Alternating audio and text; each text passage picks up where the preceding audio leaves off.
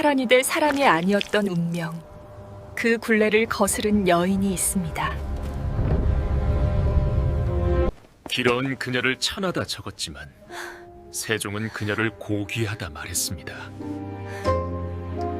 조선 역사 500년, 가장 화려한 궁궐의 담벼락 아래에는 이름 없는 이들의 눈물이 흐르고 있었습니다. 재산처럼 사고 팔리던 노비의 신분, 한번 정해진 운명은 굴레가 되어 대의를 이어가며 그들을 옥죄었습니다. 하지만 여기 그 운명을 거스른 여인이 있습니다. 관청의 비천한 종으로 태어나 조선 최고의 성군, 세종의 마음을 얻고정 일품 빈의 자리에 오른 신빈 김씨입니다. 기록은 그녀의 출신을 천하다 적었지만 세종은 그녀의 영혼이 고귀하다 말했습니다. 질투와 모략이 난무하는 구중궁궐에서 어떻게 그녀는 중전의 신뢰를 얻고 여섯 왕자의 어머니가 될 수 있었을까요? 오늘 우리는 실록이 생략한 그녀의 순결과 기록 뒤에 숨겨진 절절한 인간 드라마를 가장 깊은 곳에서부터 다시 써내려가려 합니다. 가장 낮은 곳에서 시작된 위대한 비상, 기록 너머의 진실, 신빈 김씨의 이야기입니다. 제1장 흙 속에 묻힌 진주, 운명의 문을 두드리다. 조선 태종 시절 한양 성 밖의 어느 허름한 마을에는 찬 바람이 가시지 않는 작은 초가집 한 채가 있었습니다. 그곳에는 옥분이라 불리는 한 소녀와 홀어머니가 서로의 체온에 의지하며 하루하루를 버텨내고 있었지요. 옥분의 집안은 대대로 관청에 소속된 비천한 노비의 신분이었습니다. 조선의 법전인 경국대전에 따르면 노비는 사람이 돼 사람이 아닌 재산과 같은 존재로 기록되어 있습니다. 주인의 말 한마디에 생사가 결정되고 대를 이어 굴레를 벗어날 수 없는 가혹한 운명이었죠.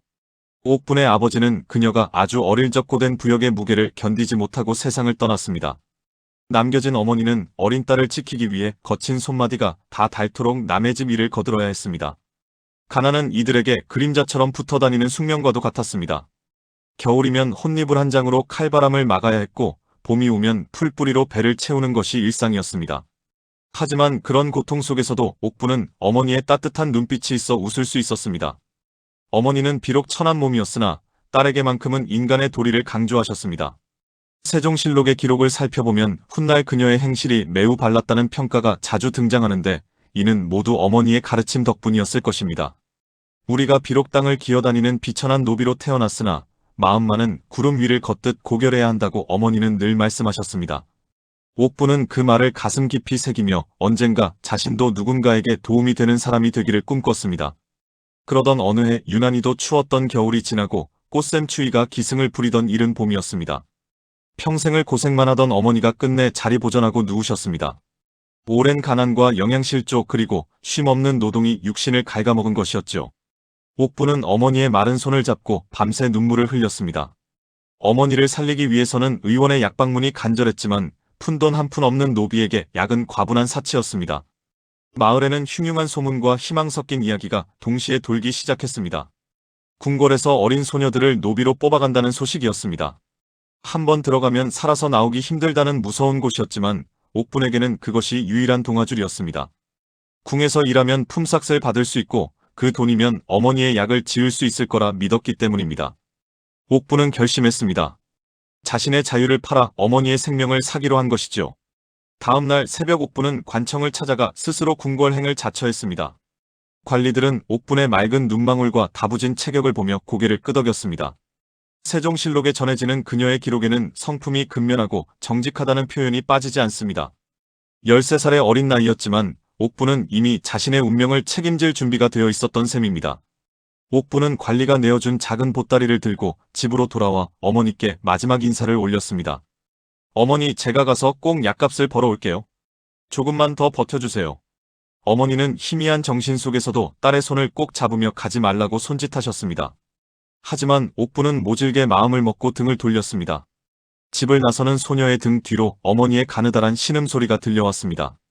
그것이 사랑하는 어머니와 함께한 마지막 순간이 될 줄은 그때는 꿈에도 몰랐습니다. 옥분은 한양의 높은 성벽을 바라보며 걸었습니다. 자신이 태어난 누추한 마을이 점점 멀어지고 거대한 궁궐의 문이 눈앞에 나타났습니다. 웅장한 기와지붕과 화려한 단청은 소녀가 평생 보아온 세상과는 전혀 다른 곳이었습니다. 옥분은 그 문을 통과하는 순간 자신이 알던 모든 세계와 작별해야 함을 직감했습니다. 이제 그녀는 옥분이라는 이름 대신 궁궐의 말단 노비라는 새로운 신분으로 살아가야 했습니다. 궁궐의 문턱은 높고도 차가웠습니다. 수많은 소녀가 줄을 지어 입궁했고 그들 중 누구도 앞날을 예측할 수 없었습니다. 옥부는 무거운 짐을 진 채 깊은 궁궐 안으로 발을 내디뎠습니다. 차가운 바닥에 닿는 발소리가 유난히 크게 들려왔습니다. 기록에 따르면 당시 궁궐 노비들의 삶은 짐승의 그것과 크게 다르지 않았다고 전해집니다. 하지만 옥부는 두렵지 않았습니다. 오직 어머니를 살리겠다는 일념 하나가 그녀를 버티게 하는 유일한 힘이었습니다. 제2장 네자시의 숨은 일꾼, 뜻밖의 인연을 만나다. 입궁한 옥분이 처음 배치된 곳은 네자시라는 관청이었습니다. 조선시대 네자시는 궁궐에서 쓰이는 쌀과 고기 그리고 온갖 작물을 관리하던 곳으로 업무가 매우 고되고 험하기로 유명했습니다. 말단 노비였던 옥분에게 주어진 일은 창고에 묵은 먼지를 털어내고 무거운 비단 뭉치를 나르는 일이었습니다. 하루도 쉬지 않고 손발이 부르트도록 일했지만 옥분은 결코 불평하는 법이 없었습니다. 그녀는 남들보다 1시간 일찍 일어나 마당을 쓸었고 남들이 잠든 후에도 창고의 물품 목록을 확인했습니다. 네자시의 상궁들과 관리들은 조용히 자신의 몫을 해내는 이 어린 노비를 유심히 지켜보았습니다. 세종실록은 훗날 그녀가 비내 자리에 올랐을 때 과거의 행실을 언급하며 김 씨는 어려서부터 부지런하여 게으름을 피우는 법이 없었다고 기록하고 있습니다. 그녀의 성실함은 비천한 신분이라는 어둠 속에서 조금씩 빛을 내기 시작했습니다. 궁궐 생활은 생각보다 훨씬 더 엄격하고 위험한 곳이었습니다. 작은 실수 하나에도 매질이 이어졌고 보이지 않는 시기와 질투가 가득했습니다. 옥부는 되도록 말을 아끼고 눈을 낮추며 지냈습니다. 하지만 그녀의 맑고 선한 인상은 숨기려 해도 숨겨지지 않았습니다. 주변의 동료 노비들은 옥분을 보며 위안을 얻었고 상전들은 그녀를 믿고 일을 맡기기 시작했습니다. 그러던 어느 무더운 여름날이었습니다. 옥분은 중전에게 전달할 귀한 비단을 들고 복도를 지나가고 있었습니다. 그때 반대편에서 항문에 몰두하며 걷던 한 젊은 왕자와 부딪히고 말았습니다. 옥분은 화들짝 놀라 비단을 떨어뜨리고 바닥에 엎드렸습니다. 왕족의 몸에 손을 대거나 길을 막는 것은 노비에게는 죽음과도 같은 죄였습니다. 옥부는 온몸을 떨며 용서를 빌었습니다. 하지만 돌아온 것은 불호령이 아닌 따뜻한 손길이었습니다. 괜찮으냐? 내가 앞을 제대로 보지 못했구나. 부드러운 목소리에 고개를 들어보니 그곳에는 훗날 세종대왕이 될 충녕대군이 서 있었습니다. 충녕대군은 흙이 묻은 옥분의 소매를 직접 털어주며 인자한 미소를 지었습니다. 기록에 의하면 충녕대군은 어려서부터 신분에 귀천을 두지 않고 사람을 대하는 도량이 넓었다고 전해집니다. 옥부는 그 찰나의 순간 충녕대군의 깊은 눈동자에서 난생 처음으로 사람 대접을 받는다는 느낌을 받았습니다. 이름이 무엇이냐? 대군의 물음에 소녀는 떨리는 목소리로 대답했습니다. 옥분이라 하옵니다. 참으로 고운 이름이로구나. 충녕대군은 짧은 인사를 남기고 자리를 떠났습니다. 옥부는 한참 동안 그 자리에 서서 대군의 뒷모습을 바라보았습니다. 가슴속에서 알 수 없는 뜨거운 무언가가 솟구치는 기분이었습니다. 그날 이후 옥분의 성실함에는 정성이 더해졌습니다. 언젠가 다시 그분을 만났을 때 부끄럽지 않은 사람이 되고 싶다는 희망이 생겼기 때문입니다. 그녀는 네자시의 창고 구석구석을 정리하며 물건의 쓰임새와 관리법을 스스로 익혔습니다. 글을 배우지 못한 처지였으나 물건의 모양과 색깔로 목록을 외우는 영특함을 보였습니다. 관리들은 옥분의 업무 능력이 다른 나인들보다 뛰어나다며 칭찬을 아끼지 않았습니다. 소문은 담장을 넘어 중궁전까지 흘러들어갔습니다. 당시 태종에 비었던 원경왕후는 네자시에 일 잘하고 성품 고운 아이가 있다는 말을 듣고 옥분을 불러오라 명했습니다. 노비의 신분으로 중전을 직접 뵙는다는 것은 가문의 영광을 넘어 기적에 가까운 일이었습니다. 옥분은 깨끗이 씻고 몸가짐을 단정히 한 뒤 떨리는 마음으로 중궁전의 문턱을 넘었습니다. 원경왕후는 옥분을 한참 동안 말없이 바라보았습니다. 아이의 눈이 참으로 맑구나. 헛소문이 아니었어. 중전은 옥분의 정직한 태도와 겸손한 말투에 크게 만족했습니다. 그리하여 옥분은 네자시의 말단 노비에서 중전의 시중을 드는 지밀 라인으로 발탁되었습니다. 이는 옥분의 인생에서 맞이한 첫 번째 거대한 신분 상승이자 훗날 세종과의 깊은 인연을 맺게 되는 결정적인 계기가 되었습니다. 옥분은 중궁전에서 일하며 왕실의 예법과 문화를 익혔습니다. 그녀는 중전의 옷자락 하나를 정리할 때도 온 마음을 다했습니다. 원경왕후는 그런 옥분을 딸처럼 아꼈고 며느리인 소원왕후에게도 옥분의 칭찬을 아끼지 않았습니다. 비천한 흙 속에 묻혀있던 진주가 비로소 주인을 만나 제 빛을 발하기 시작한 것입니다. 하지만 빛이 강해질수록 그녀를 시기하는 어둠의 그림자도 함께 길어지고 있었습니다. 제3장 서책의 향기 속에 피어난 연모의 싹. 충녕대군이 세자로 책봉되고 마침내 조선의 제4대 국왕 세종으로 즉위하던 그해 가을은 유난히도 청명했습니다. 옥부는 이제 막 성인이 된 나인으로서 중궁전의 안살림을 도맡아 하고 있었죠. 세종은 즉위 초부터 학문에 정진하며 밤이 깊도록 서경을 읽고 정사를 돌보았습니다. 그런 세종의 곁에서 밤늦도록 등불을 밝히고 따뜻한 차를 올리는 것은 오직 성실함으로 인정받은 옥분의 몫이었습니다. 세종실록에 따르면 임금은 평소 주위 사람들의 작은 행동 하나에도 깊은 관심을 두었다고 전해집니다. 세종의 눈에 비친 옥부는 여느 나인들과는 달랐습니다. 그녀는 화려한 장신구의 마음을 빼앗기지 않았고 왕의 눈에 들기 위해 아양을 떨지도 않았습니다. 그저 묵묵히 서책의 먼지를 털어내고 임금이 읽다 만 종이의 끝을 정갈하게 접어둘 뿐이었습니다. 세종은 그런 그녀의 뒷모습에서 말로 다 할 수 없는 평온함을 느꼈습니다. 어느 깊은 밤 세종은 평소처럼 서재를 지키던 옥분에게 나직이 물었습니다. 너는 밤마다 이 차가운 복도에서 무엇을 생각하느냐? 옥분은 고개를 깊이 숙이며 대답했습니다. 전하에 가시는 길이 등불처럼 밝기를 기도할 뿐이옵니다. 그녀의 목소리는 떨렸지만 그 안에는 거짓 없는 진심이 담겨 있었습니다. 세종은 그 순간 자신이 짊어진 왕관의 무게를 함께 나누어 줄 수 있는 영혼을 만났음을 직감했습니다. 임금의 총에는 소리 없이 그러나 깊게 옥분에게 스며들었습니다.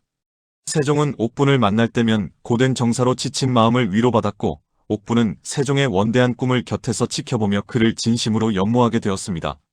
하지만 이들의 사랑 앞에는 신분이라는 거대한 성벽이 버티고 있었습니다. 관청의 노비 출신 나인이 임금의 정식 후궁이 된다는 것은 당시 조선의 사대부들에게는 천인공노할 일이었기 때문입니다. 옥부는 스스로를 경계했습니다. 나는 비천한 종의 자식이다. 전하의 성덕에 누를 끼쳐서는 안 된다. 그녀는 세종의 눈길이 닿을 때마다 오히려 거리를 두려 애썼습니다. 하지만 세종의 마음은 단호했습니다. 그는 옥분의 지혜로운 처신과 맑은 심성이 장차 이 나라 궁중의 본보기가 될 것임을 확신했습니다. 임금은 결코 서두르지 않았으나 옥분을 향한 자신의 뜻을 조금씩 세상에 드러내기 시작했습니다. 제사장 질투의 화염과 고독한 왕의 결단. 세종이 옥분에게 승은을 내리고 그녀를 후궁으로 삼으려 한다는 소문이 대궐 전체에 퍼지자 궁궐은 거대한 벌집을 쑤셔놓은 듯 요동쳤습니다. 가장 먼저 반발한 것은 이미 가문이 쟁쟁한 배경을 가진 기존의 후궁들이었습니다. 특히 화이군을 낳아 기세가 등등했던 영빈 강씨는 옥분의 존재를 참을 수 없는 모욕으로 여겼습니다. 어찌 짐승과 같은 노비의 자식이 우리와 같은 반열에 설 수 있단 말이냐. 영빈 강씨의 사주를 받은 상궁들은 옥분을 노골적으로 핍박하기 시작했습니다. 그녀가 지나는 길목에 찬물을 뿌리거나 중전에게 올릴 음식을 일부러 망가뜨려 옥분에게 죄를 뒤집어 씌우기도 했습니다. 하지만 옥분은 이 모든 수모를 묵묵히 견뎌냈습니다. 그녀는 억울함을 호소하기보다 자신의 본분을 다하며 실력으로 자신을 증명하려 했습니다. 그녀의 인내심은 오히려 세종의 마음을 더욱 애틋하게 만들었습니다. 신하들의 반대 또한 거셌습니다. 사간원의 관리들은 연일 상소를 올리며 천한 출신의 여인을 후궁으로 삼는 것은 예법을 어지럽히는 일이라며 세종을 압박했습니다. 세종실록 84권에는 당시의 팽팽한 긴장감이 고스란히 담겨 있습니다. 신하들은 김씨의 미천한 혈통을 문제 삼으며 그녀를 궁 밖으로 내칠 것을 종용했습니다. 하지만 세종은 흔들리지 않았습니다. 세종은 어전회의에서 신하들을 향해 일갈했습니다. 사람의 귀천은 태생에 있는 것이 아니라 그가 일생을 통해 쌓은 덕에 있는 것이다. 김씨는 비록 노비로 들어왔으나 그 행실이 누구보다 바르고 성실하니라. 임금의 단호한 변호에 신하들은 입을 다물 수밖에 없었습니다. 세종은 옥분을 단순히 아름다운 여인이 아니라 자신의 통치 철학을 이해하고 보필할 인격체로 대우한 것입니다. 마침내 1439년 세종은 옥분을 정일품 신빈으로 봉한다는 교지를 내렸습니다. 신빈이라는 칭호의 신은 삼갈 신자로 그녀의 조심스럽고 겸손한 성품을 기리는 의미가 담겨 있었습니다. 노비에서 정일품 빈에 이르는 이 기적 같은 여정은 오직 세종의 확고한 신뢰와 옥분의 고결한 인품이 있었기에 가능했습니다. 이제 옥분은 더 이상 숨어 지내는 나인이 아닌 조선 왕실의 당당한 주역으로 우뚝 서게 되었습니다. 제5장 소원왕후와의 기묘한 동행, 그리고 어머니가 되다. 신빈 김씨가 궁궐에서 자리를 잡을 수 있었던 가장 큰 조력자는 놀랍게도 정비인 소원왕후였습니다. 대개의 경우 중전과 후궁은 시기와 질투의 관계이기 마련이지만 소원왕후는 신빈의 진심을 누구보다 먼저 알아보았습니다. 소원왕후는 신빈이 비천한 출신임에도 불구하고 자신을 극진히 모시며 궁중의 질서를 지키는 모습에 감동했습니다. 신빈의 마음은 맑은 거울과 같아 나조차 배울 점이 많다. 소원왕후는 자신의 막내 아들인 영흥대군의 양육을 신빈에게 맡기는 파격적인 결정을 내렸습니다. 이는 조선 왕실 역사상 유례를 찾기 힘든 신뢰의 표시였습니다. 세종실록의 기록에 따르면 신빈 김씨는 자신의 친자식보다 소원왕후의 소생들을 더 정성껏 보살폈다고 전해집니다. 그녀는 아이들에게 신분의 높낮이가 아닌 인간의 도리를 먼저 가르쳤습니다. 훗날 세조가 되는 수양대군 역시 어린 시절 자신을 돌봐준 신빈을 어머니처럼 따랐습니다. 신빈 김씨는 세종과의 사이에서 6명의 왕자를 두었습니다. 계양군, 의창군, 밀성군, 익현군, 영해군, 담양군. 그녀가 낳은 자식들은 모두 장성하여 세종의 든든한 버팀목이 되었습니다. 신빈은 아들들에게 늘 경계하며 말씀하셨습니다. 너희는 임금의 자식이지만 또한 노비의 피를 물려받았음을 잊지 말아라. 항상 낮은 곳을 살피고 백성의 고통을 내 고통으로 여겨야 한다. 그녀의 교육 철학은 아들들의 삶에 깊은 영향을 미쳤습니다. 신빈의 아들들은 후궁의 자식임에도 불구하고 권력 다툼에 휘말리지 않았으며 각자의 위치에서 학문과 정사에 매진했습니다. 세종은 그런 신빈을 보며 과인이 내명부를 평온하게 다스릴 수 있는 것은 모두 신빈의 덕분이라며 찬사를 아끼지 않았습니다. 신빈은 가장 낮은 곳에서 태어났지만 이제 조선에서 가장 높은 도덕적 권위를 가진 어머니로 거듭나고 있었습니다.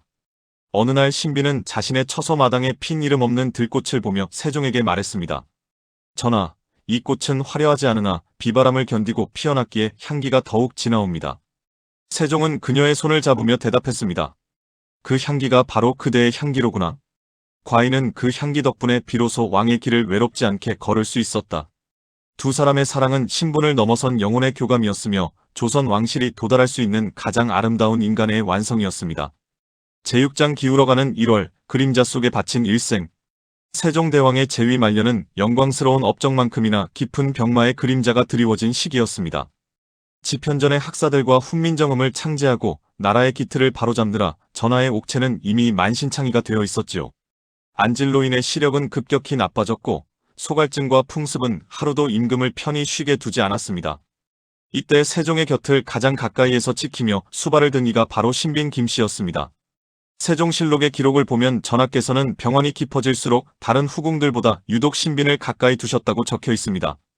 이는 단순히 남녀간의 정을 넘어선 깊은 신뢰와 의지였습니다.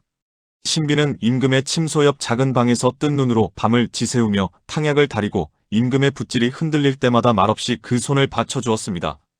그녀는 권력을 탐하기보다 오직 지치고 병든 한 남자의 평안을 위해 자신의 삶을 기꺼이 지워나갔습니다. 당시 궁궐의 정세는 폭풍전야와 같았습니다. 세자였던 문종의 건강 또한 위태로웠고 야심찬 왕자들은 수면 아래서 발톱을 세우고 있었지요. 이런 혼란스러운 상황 속에서도 신빈은 결코 어느 한쪽의 편에 서지 않았습니다. 그녀는 오직 전하의 마음을 어지럽히지 않는 것을 최우선으로 삼았습니다. 기록은 그녀를 가리켜 성품이 유순하고 근신하여 윗사람을 섬기는데 빈틈이 없었다고 칭송하고 있습니다.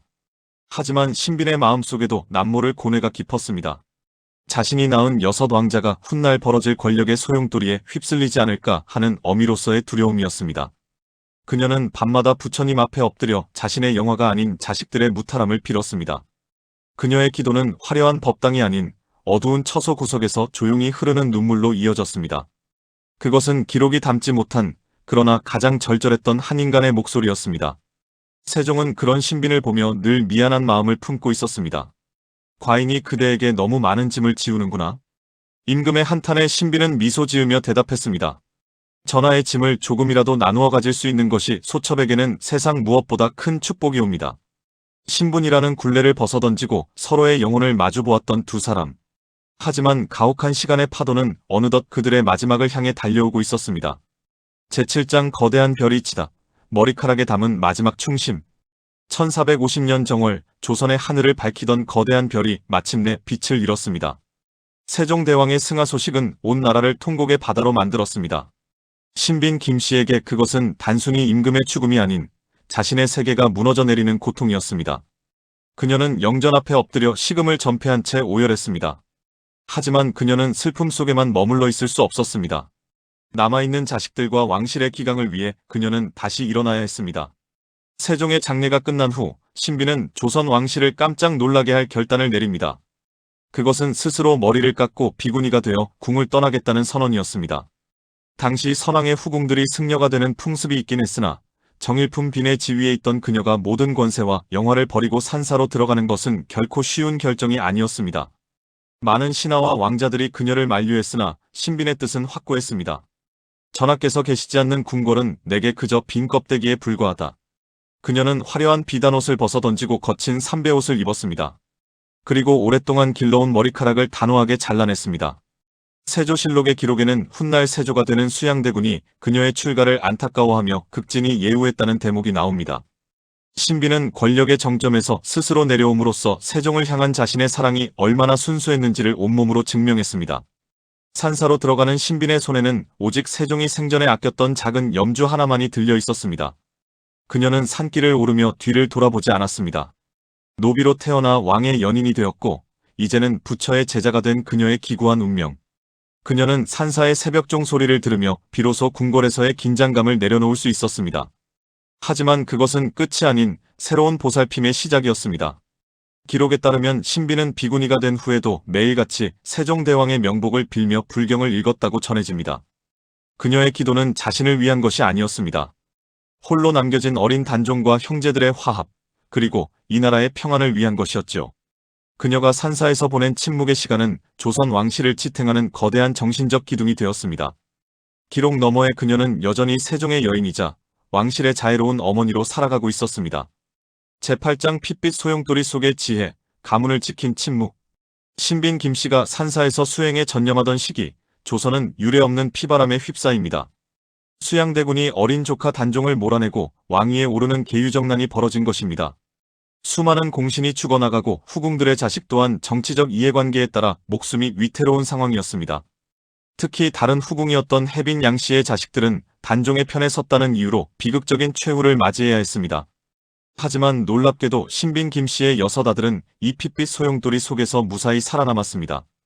그것은 전적으로 신빈의 현명한 처신 덕분이었습니다. 그녀는 출가하기 전 아들들에게 단단히 함구령을 내렸습니다. 권력의 중심에 서지 마라. 오직 본분을 지키며 자중하고 또 자중하라. 신빈의 아들들은 어머니의 말씀을 받들어 정치적 다툼에서 한 발 물러나 있었고 덕분에 화를 피할 수 있었습니다.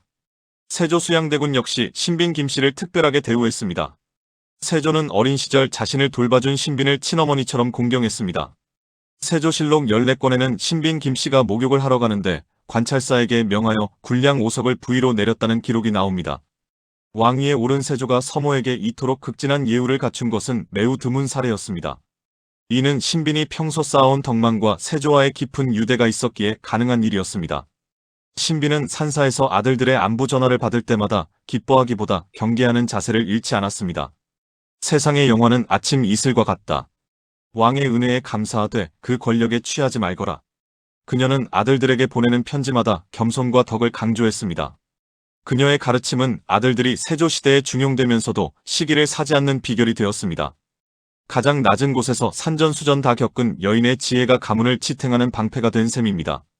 기록은 그녀의 아들들이 대대손손 번성하여 명문가를 이루었다고 적고 있습니다. 하지만 그 번영의 기초가 된 것은 신빈의 찢어지는 침묵과 고뇌였다는 사실은 사료의 줄 간격 사이에만 숨어 있습니다. 그녀는 부처 앞에 엎드릴 때마다 피 흘리는 왕실의 비극에 가슴 아파하며 중재자가 되길 자처했습니다.